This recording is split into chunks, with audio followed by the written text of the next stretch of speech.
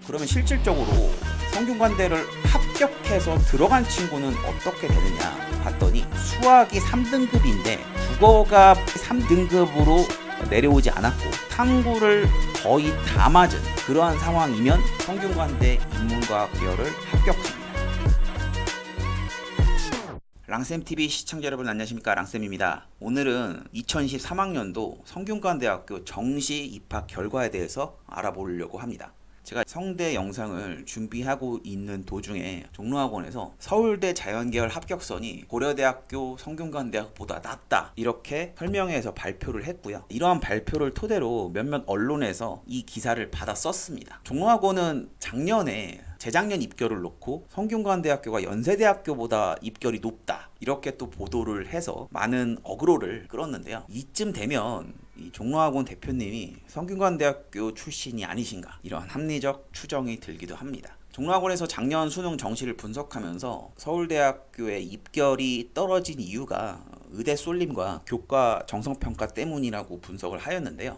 가장 큰 이유는 딱 하나입니다. 2023학년도까지는 서울대가 과탐 2과목을 필수 응시를 해야 됐기 때문에 그래서 원과목으로만 했던 학생들이 서울대를 쓸 수가 없었죠. 그러니까 애초에 서울대학교 의대, 치대, 약대, 수의대 여기를 노리고 공부하는 친구들, 서울대학교 자연계열을 가려고 하는 친구들이 아니면 무리하게 2과목을 할 필요가 없었기 때문에 그래서 원서를 쓸 수 있는 학생들이 한정되어 있었던 것 때문이고요. 2024학년도부터는 서울대학교가 2과목 필수 반영을 폐지했기 때문에 작년보다는 서울대학교 입결이 훨씬 더 올라갈 것이라고 예상이 됩니다. 대학 어디가에서 대부분의 대학들의 입결이 발표가 되었습니다. 성균관대학교의 정시 입결 컷도 발표가 된 상황입니다. 거의 대부분의 대학들이 최종 등록자 70% 컷의 평균 100분위로 발표를 하기 때문에 대학 어디가의 성균관대 자료도 보시면은 평균 100분위로 나타나 있습니다. 종로학원도 그렇고 대학 어디가도 그렇고 100분위로 발표를 하면 보는데 편리함이 있습니다. 그리고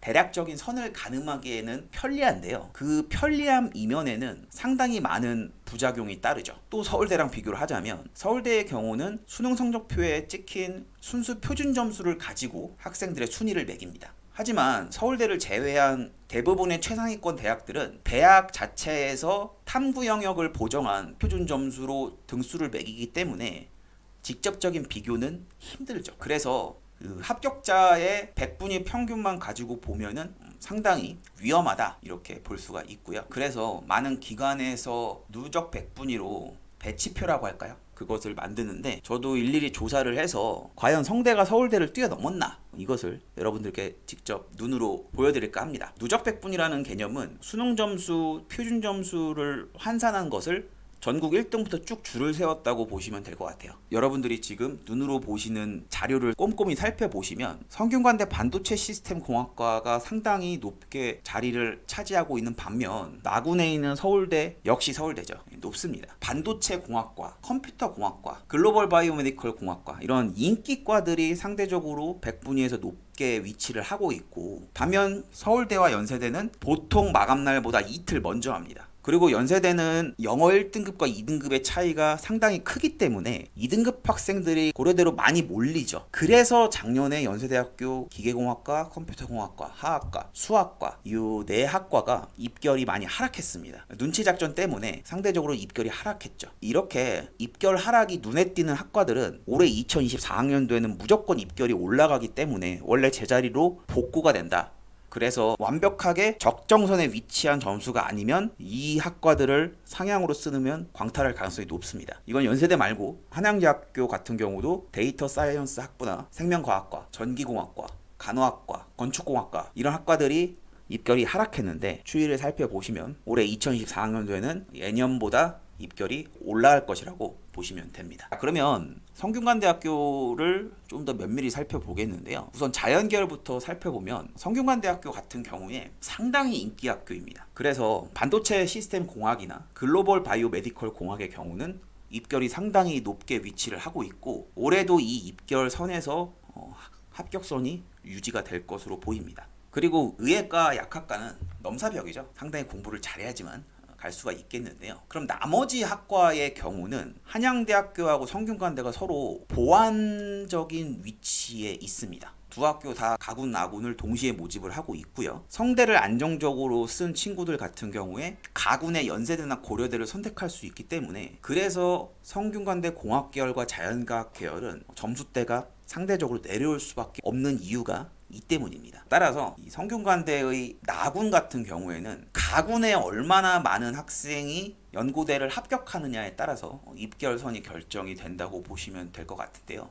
제가 정리한 표를 여러분들이 보셨을 때 여기서 유심히 살펴보셔야 할 것은 실제 경쟁률입니다. 이 정시라는 것은 추가 합격이 돌기 때문에 최초합으로 원서를 합격한 것은 성균관대 의대 이런 데 말고는 사실 최초합으로 붙은 건 원서를 낮춰 쓴 거죠. 그럼 성균관대의 경우는 가군의 연세대, 고려대, 그리고 만약에 가군을 썼을 때 서울대를 못 쓴다, 그럼 나군의 한양대, 서강대 이렇게 대체 보완할 수 있는 과들이 많기 때문에, 그래서 실제 경쟁률을 살펴보면 상당히 낮은 편이죠. 2대1을 넘기가 힘듭니다. 그렇기 때문에 적정선보다 살짝 아래에 있어도 많이 합격할 수밖에 없는 구조여서 성대의 경우는 어느 정도 점수대가 확보가 되면 충분히 합격할 수 있겠다라고 생각하시고 들어가시면 될 것 같아요. 그러면 자연계열에서 실제적으로 성균관대를 합격한 친구들의 성적표를 보여드리면서 설명을 드리겠는데요. 국어가 상대적으로 100분위가 낮았지만 다른 과목의 점수가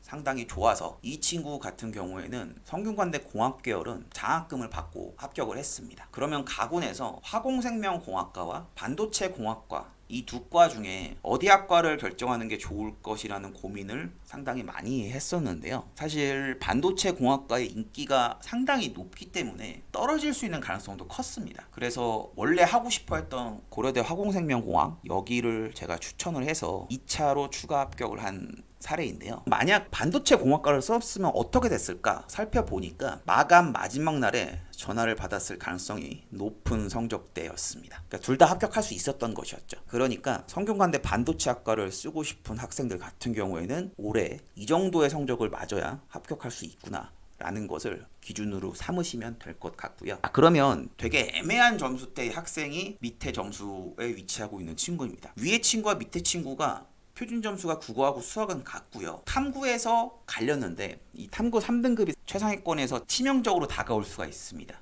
연고대를 가고 싶다 그러면은 탐구에서 3등급이 나오면 많이 위험합니다. 물론 고려대 경영 합격한 친구 중에는 국어, 수학, 탐구 다 1등급인데 하나만 4등급이 나와서 합격한 친구도 있었습니다만, 국어하고 수학의 조합에서 하나가 2등급인 상태에서 탐구가 3등급이면 쉽지 않다, 이렇게 보셔야 될 것 같은데, 이 학생의 경우 성균관대 전자전기를 가군에 썼는데 떨어졌습니다. 공학계열을 합격한 친구인데요. 가군에서 성균관대 전자전기가 어떤 위치냐, 가군에서 연세대, 고려대의 공대가 아닌 자연계나 교차전을 해서 문과 계열을 합격하는 점수대의 학생들이 나는 대학보다 과가 중요하다, 그러면은 전자전기로 내려옵니다.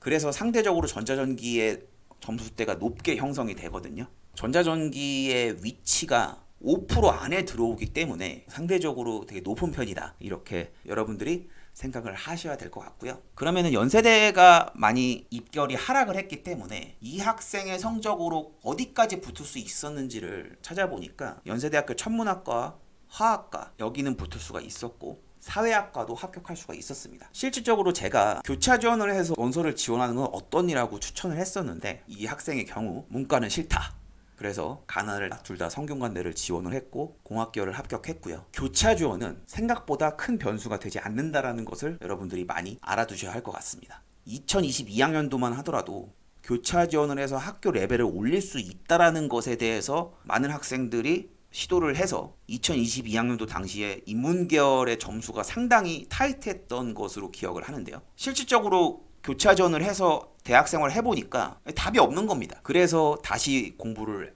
하는 친구들이 상당히 많았거든요. 그래서 교차 지원에 대해서 열린 마음이 있지 않는 이상 자연계열 학생들이 쉽게 넘어가지 못한다, 이것이 요즘 학생들의 추세입니다. 자, 그럼 인문계열의 성균관대를 한번 살펴볼게요.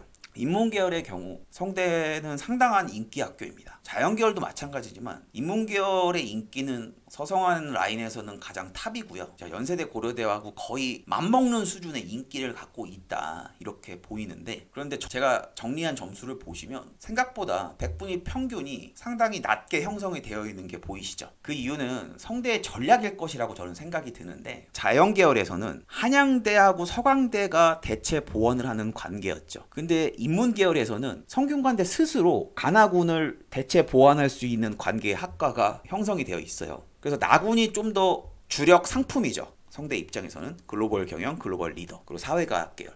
그렇기 때문에 가군의 경영학과는 나군의 서강대를 쓰는 친구들이 붙으면 넘어갈 수 있거든요. 아니면은 가군의 성대 경영, 나군의 글로벌 경영 이렇게 쓰는 경우도 있단 말이죠. 그렇기 때문에 실질 경쟁률이 작년 경영학과의 경우는 1.08대 1밖에 안 됐습니다. 그래서 최저 누백이 8%대까지 떨어진 거예요. 나군의 한양대나 서강대의 낮은 학과 쓴 친구가 가군의 성대 경영을 질렀으면 합격했을 겁니다. 그러니까 경쟁률도 낮죠. 글로벌 경영이 9.84대 1인 거에 비해 경영은 2.86대 1밖에 안 된다는 거. 역시 가군에 연고대가 있기 때문입니다. 그래서 학교 자체에서 보완이 되는 측면도 있고, 나군의 경우는 가군의 연고대를 쓴 친구들이 나군을 안정적으로 글로벌 경영을 박아놓은 경우가 많았거든요. 그래서 이렇게 충원이 많이 되었다라는 것을 보이고 있습니다. 그러면 실질적으로 가군에서 어떤 선택을 했는지를 한번 보면요. 지금 이 성적대를 맞은 친구를 보시면 나군의